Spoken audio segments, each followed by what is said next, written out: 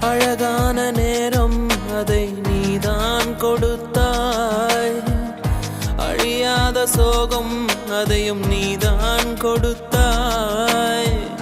கண் தூங்கும் நேரம் பார்த்து கடவுள் வந்து போனது போல் என் வாழ்வில் வந்தேவானா ஏமாற்றம் தாங்களையே.